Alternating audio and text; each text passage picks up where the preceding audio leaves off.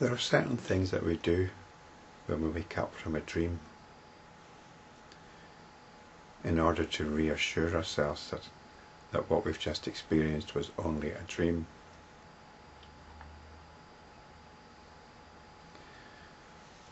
One of the things we do is we take away its reality. We take away the reality of all the individuals and things that we experienced in the dream. In the dream, there's lots of stuff going on. We interact with people, we pursue things, or we run away from things. We engage emotionally with what's going on. We might be running far distances or travelling far distances. So when we wake up, we take all that away. We take all these discriminations away. We take all these distinctions away. There aren't all these different things going on. There aren't any other individuals going on. There aren't any other individuals there or other entities. The other thing we take away is the space.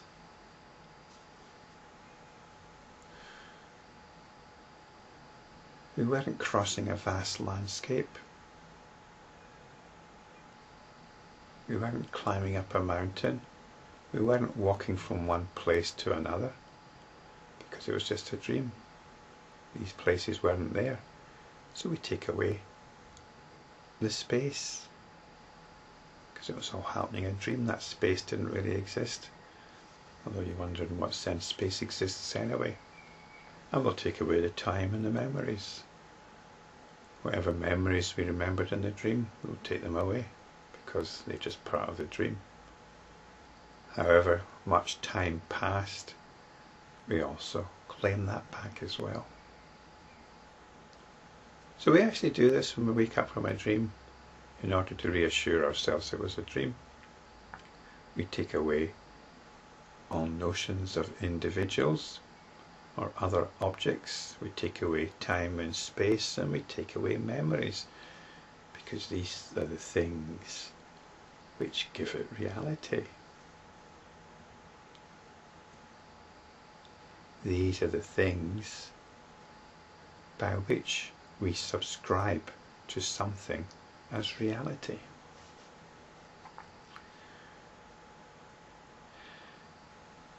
And once we've had an enlightenment event in our life, this is what we must do to the ordinary waking state, which we can now regard as samsara, the cycle of delusion. We take away time and space from it. We take away our belief in memories. Oh, and there's one other thing I should have mentioned. We take away a sense of solidity.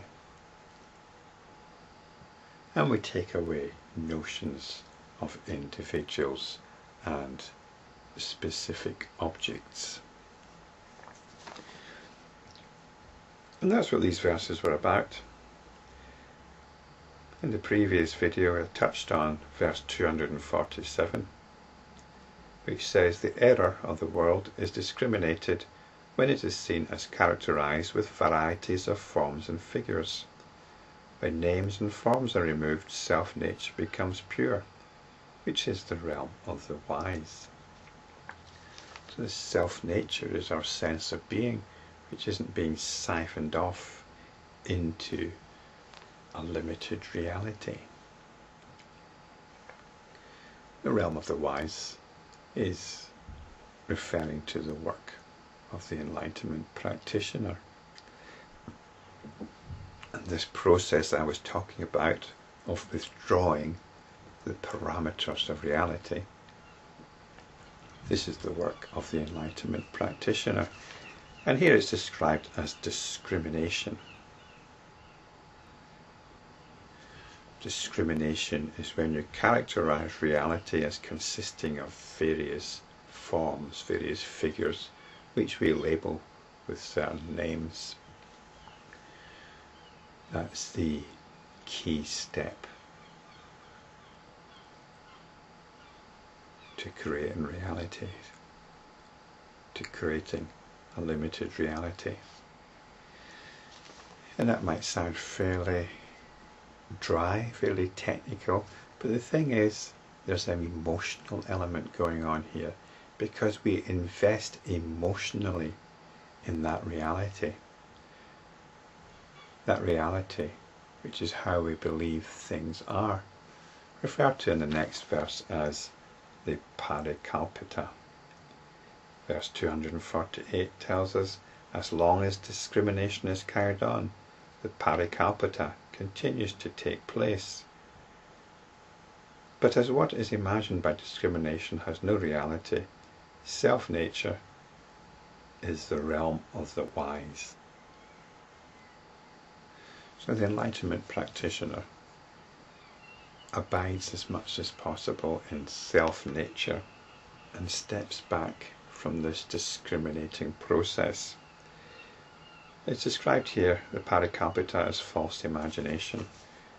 There's actually a video devoted to this Parikalpita. It's video 104. So if you want to know more about it, you can check it up there. It's described here as false imagination because it's how we imagine things to be, and we take it as real. You might consider yourself to be a scientific person, or a religious person, or a common sense person.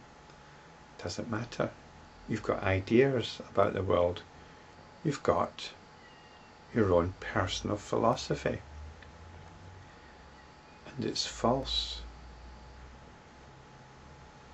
It's just a way of making sense of things. Rules of thumb which get you by from one day to the next, and for that it's okay. But here we're looking a bit more deeply. Here we're bypassing that.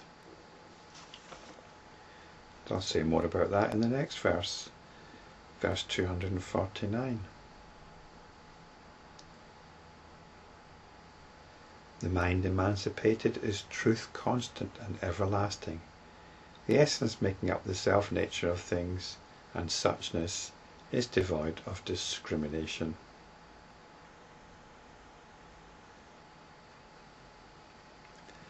The mind emancipated. Now you might think, well, how does that happen? I've talked about an enlightenment event in your life, and this must happen before you can become an enlightenment practitioner. And there's nothing you can do to encourage an enlightenment event. There's no training you can undertake.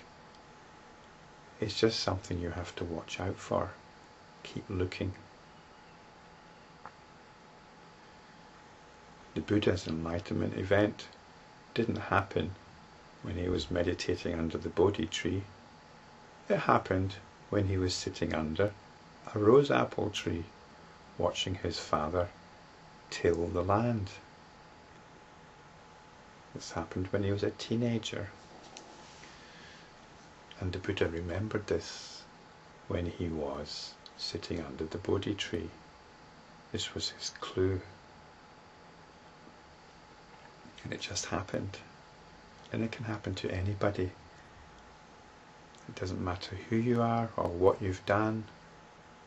It's a well-known story in the early Buddhist texts of a murderer, a serial murderer, who used to wear the fingers of his victims in a necklace around his neck. It happened to him.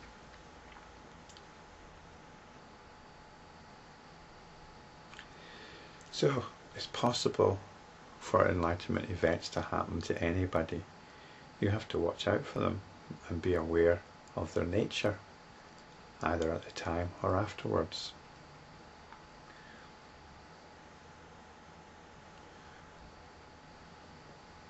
And one clue as to whether it's happened or not is whether the scriptures start to mean something to you. Whether you start to tune into something from hearing texts or reading texts like the Lankavatara Sutra or the Yoga Vasishtha or any of these ancient wisdom texts which the land of India has been so fertile in producing. So once this happens, then the work begins, the work of enlightenment practice, the work of stepping back from the discriminating mind, back to the essence of our self-nature, back to suchness, back to a pure sense of being. Verse 250 tells us, there is reality. It is not to be qualified as pure, nor is it to be called defiled, since a mind purified leaves traces of defilement. But reality is the truth that is absolutely pure, belonging to the realm of the wise. And this reinforces the point I was making, that reality, enlightenment, is not something that arises because of a purified mind. There is this tradition in India, an obsession even with purification, but it has nothing to do with truth. That realm of truth is there, it's here, and we can step into it. The trouble is, it's like we've got a rubber band tied round our waists, pulling us away from it. So even though we've somehow stepped into it, it's difficult to remain there for long. So then that's where the work comes in. We have to start weakening and loosening this rubber band, so that it becomes easier to remain in the realm of the wise more and more frequently.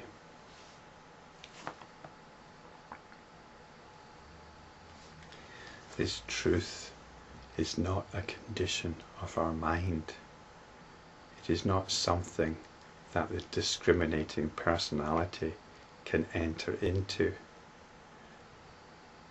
By stepping back from the discriminating mind, by bringing the attention back and not letting it be constantly diverted outwards into the dream landscape, then the attention can rest here. That attention is pure awareness, is pure awareness. It's reality, which is the truth, which is absolutely pure. It's right here. This is the realm of the wise.